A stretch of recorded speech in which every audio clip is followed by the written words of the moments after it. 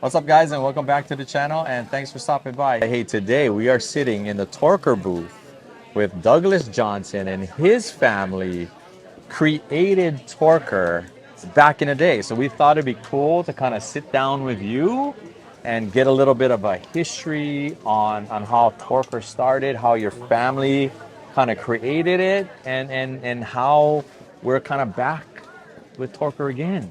So how did it start from way It back when? it didn't start as a business. It was just a father's love for his son. My parents were there very much that way. What their kids were interested in, they were interested in. I raced BMX. I Okay. was really good at finishing last place. This was at one of the original racetracks in Orange, California, on Lincoln Boulevard, Okay. Western Sportsorama. Okay. So it was a racetrack, batting cage, and a video arcade. Okay. My brother worked there, and I bought my first Stingray from Pedal Power Bike Shop. Nice. And then I started racing it. Didn't do very good. My father, being the engineer, thought, hey, he could build something better. So he made me a frame. I didn't do any better, but everybody But fell you in look love good. with it. You Yeah, I look look good. good. I look good. Yeah. That kids told me, man, this bike's too good for you. And they were right. Oh, Yeah, man. And so at some point, Pedal Power ordered. So Pedal Power, Steve Rink's an amazing guy. He kind of got the company going, Okay. right? We were cutting tubing in the garage, and my dad built a wooden jig. So your And dad was making the frames yeah, one by one. I Just don't know how much Steve Rink helped him, but my dad was a mechanical engineer. okay. And he loved tinkering. Okay. So I remember I wish I had the original jig, Yeah. which was made out of wood and some clamps.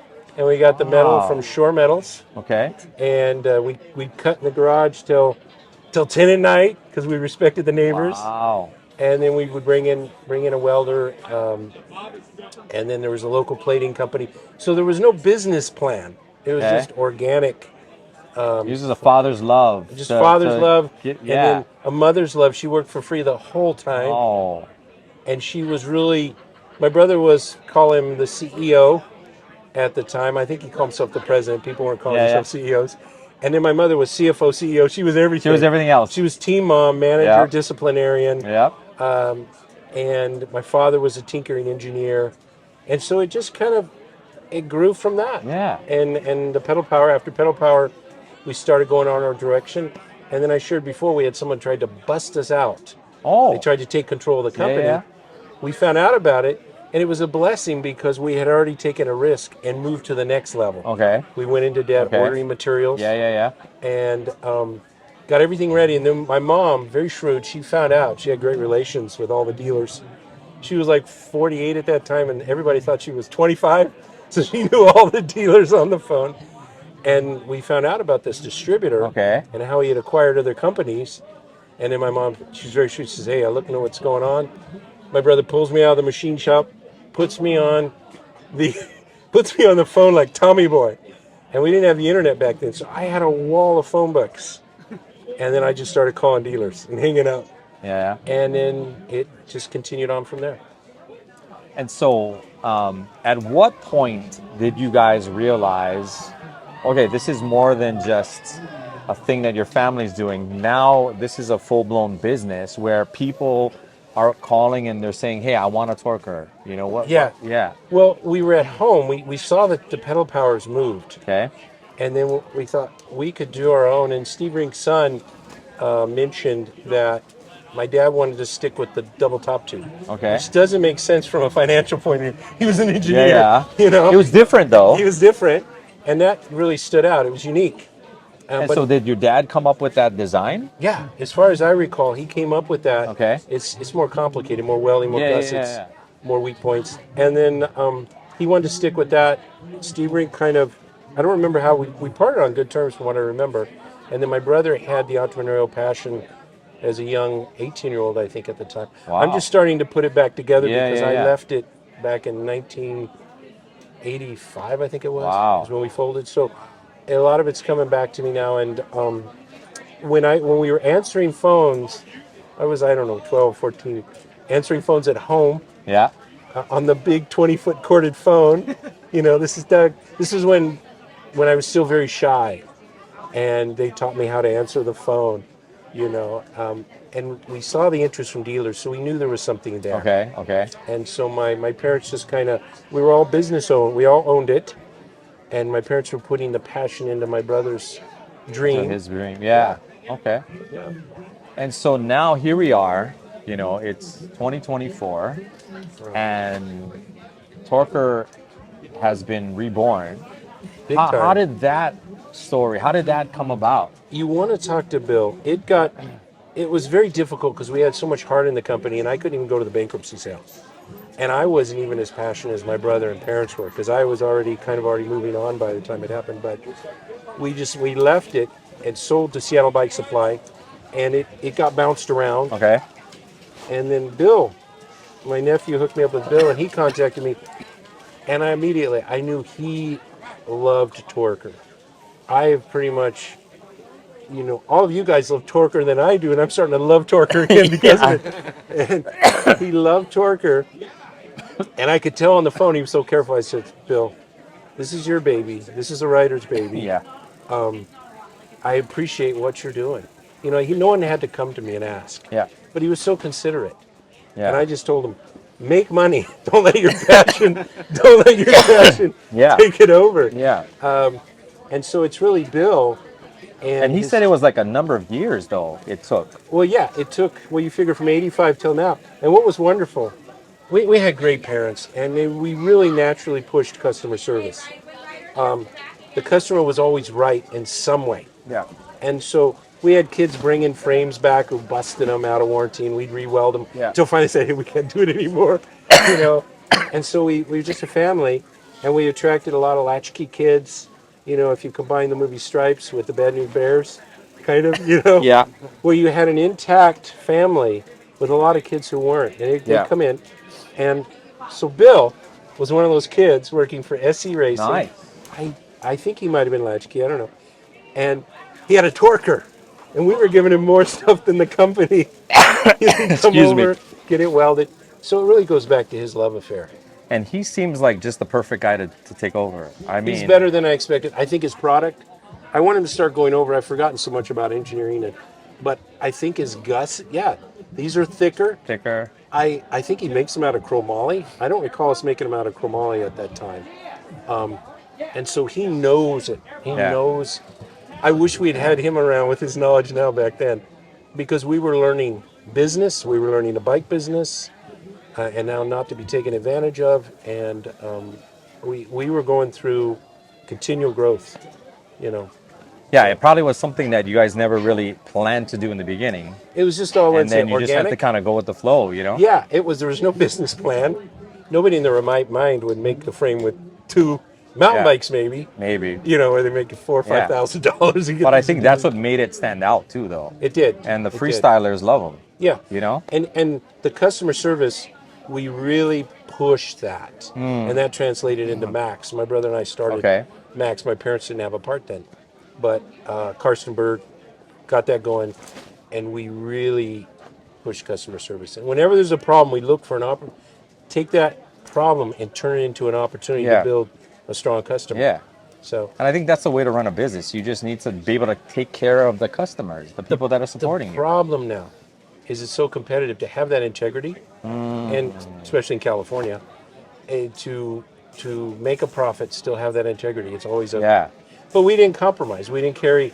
I can tell you the companies that were carrying second set of books. We didn't do that. We weren't lying to people to move product.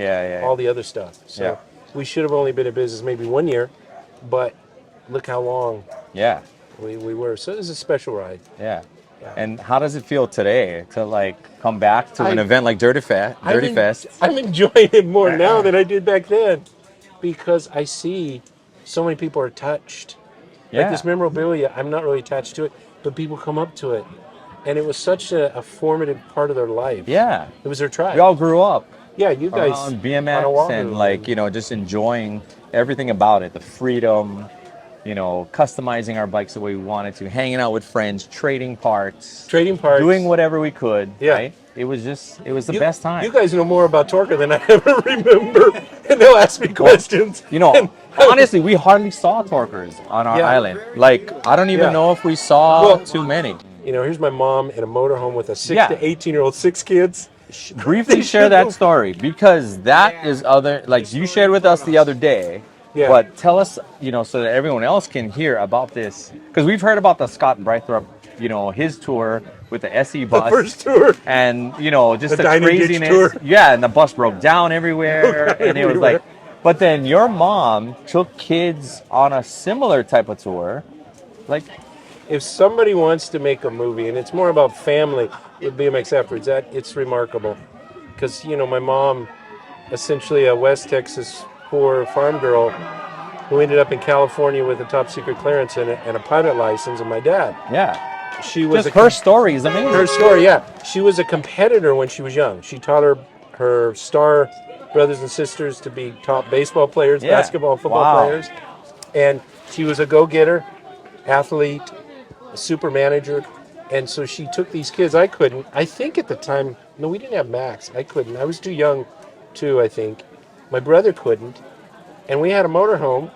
He says, I'll do it. And so Jason Jensen at 6 and all the way up to Doug Olson at 18. And because all of her previous experience, she did it. And how did that team do that year? I think that's the year they got number 1. They got number 1. You got to check with them. They weren't supposed to get it. And so she's driving around, all the stories, telling a mechanic how to fix a motorhome when they said nothing was wrong. That's crazy. Your mom sounds like she's a special amazing. lady. She's amazing. Yeah, she was something else. So I remember Dougie Davis's mom told my mom, she said, my son left a boy and he came back a man. And they all just came closer together. Oh, I can imagine. Yeah, and my mom had no experience really as a team manager or really in BMX, but she picked it up real quick. And she kept them watered, kept them not getting arrested. Right. Kept them fed, got them to each race on time. Yes. Right. From California to New Jersey, from prepubescent to puberty. That's crazy. Yeah. And so it was like, who thinks of that? You can't really plan that. Yeah. So that was a special trip. So sort that out. I'll give you any rights that I have for the movie. You gotta make a movie about that. Well, that's incredible. Yeah. But it's so nice to see Torker back. And it is. And we grew up looking at it and wishing that we had one. And now it's great that, Bill has come along and he's been able to make it. And they're affordable. They're not, If I was his business partner, I'd say put $200 on top of that. Actually, put $400 and give a $200 discount. So it's more than reasonable. Yeah. And you're not just getting a frame; you're getting somebody's heart. Yeah. He's amazing. Like everything we've met him just on this trip, and prior to that, we've just been exchanging emails. But I've watched him on videos, and he's exactly how he is on videos. He's just the same. He's like a big teddy bear. Yeah. I get my hugs when I come in from him. I'm like a disciple of his, so I might go and be an intern at Torker. Hey, where's he in Apple Valley or somewhere? There you go. I'm like, I would have to convince my wife, but I might go be an intern there for a while. So I just fallen in love with him and what he's trying to do. Yeah, coming back. Yeah, and then you guys get to come out here from Oahu because you were young racers, and you get to meet him. Yeah. How often does this happen? Yeah. Thousands of companies start and go under, but how many have a legacy? Yeah. And my parents, I just wish they were here. Wouldn't that be incredible for them to see this? Soul was Yeah. It. The thing about Torker is it was bigger than everybody, and it blessed everyone more than you look at my father. Yeah. Starting off in the FAA, he gets to where he's retired, and he was fed up with government service. At his age of retirement, 55, guys were dying within 7 years. The ones with his old school work ethic. Yeah. But he stepped into Torker working 50 hours a week, doing one of the first Apple's payroll and engineering. That's what transitioned him. You look at my brother, Steve Johnson. He got a PhD in business in the real world. Wow. And went off to Hughes Aircraft without a degree. And then you look at Doug Olson, a kid not of means in Nebraska. We took him on. He drove his motorcycle out. And then from there, his engineering career. And, That's awesome. And Magoo, Magoo, right? McGruther, and my mom met him on tour, Crazy Magoo, and he came out from Florida, and just all these stories of people came there, and Torker blessed them all. And so, how did we didn't talk about it, but where did Torker come from? Like, We- what's the name? How did you guys get that name? We were talking about, I remember we were in front, one of the buildings, we were talking about how, there's torque there, but we didn't want to call it torque. Yeah, yeah, yeah, And yeah. then I don't remember in the family who said, oh, we'll just Call it ER. Torker. Torker. Ah, Yeah. okay, So that's how it came together. okay, We had our decals made by a company called Dilly. yeah, I don't remember who did the design though. It might have been one of Dilly's staff. okay. Yeah. Yeah. So it was just all thrown together. It's not That's the way to awesome, start a business. Well, yeah, it's not the way to start it, but you guys still, even though in some respects maybe it didn't make it, Yeah. eventually. I mean, you guys made such an impact though, on the BMX community. Yeah. And to this day, like it's what, 40 years later, and people are so stoked to see this I know. back again. And It's awesome. Did you see the original frame? I heard about it. Oh yeah. So we got the original frame here. That's amazing. And it's like community property because it was built for me by my dad, given to Doug Olson, gave it back. So That's awesome. it's like I almost want to go have each rider of the factory team, hold on to it for a Yeah, while. yeah, yeah. And then it will be left either with Bill or Smithsonian Yeah, or yeah. at there it is. Oh, there it is. Look at this. The original. That's the original. So this is the original Torker frame. Built for a last place kid. But look cool. But But yeah, look cool. but it looked It- hella cool, man. Look at this. It upped my cred. I heard some Hawaiian there, some really cool. Oh Yeah. man. Even lets it out every now and then. Yes. Yeah. good But for look you, at that. brother. Look at that dropout. I know, that's why. Yeah. And the seat tubing. I mean, Yeah, look Yeah. how much of that, so laid back. right? Yeah. You don't need a laid back seat post with this guy. How Yeah. do you figure out the dimensions? He Because even grew this, look how up- much this is. Yeah, he had an engineering mind. My father did, and That's so he grew up with that's like so steep. a lathe in his Yeah. house, and then he went off into the Marine Corps. He should have been killed. He was a lieutenant at 19. He was an instant lieutenant. Yeah, and then so he had lots of practical experience. He had good sergeants teaching him the common sense and all the stuff officers don't know. And then from there he went Douglas Aircraft.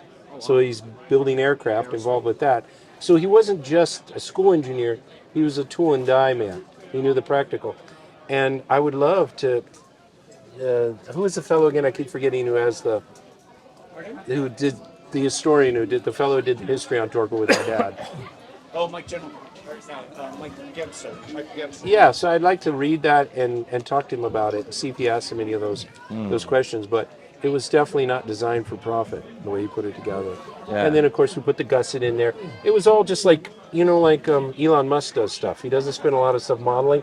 Just make it, break Just make it and and fix figure it out. Yeah. Yeah. Well, that's amazing though. Yeah. Maybe But, I Elon mean, Musk look at learned that. from us. I don't know. Look at just the Like, that's sick. Like- Yeah, Hey, we'll and build a frame in my garage. I don't know how much because I can't give enough credit to Steve Rink and Pedal Power. They're both engineers, Yeah, so yeah, they talk yeah. each other language.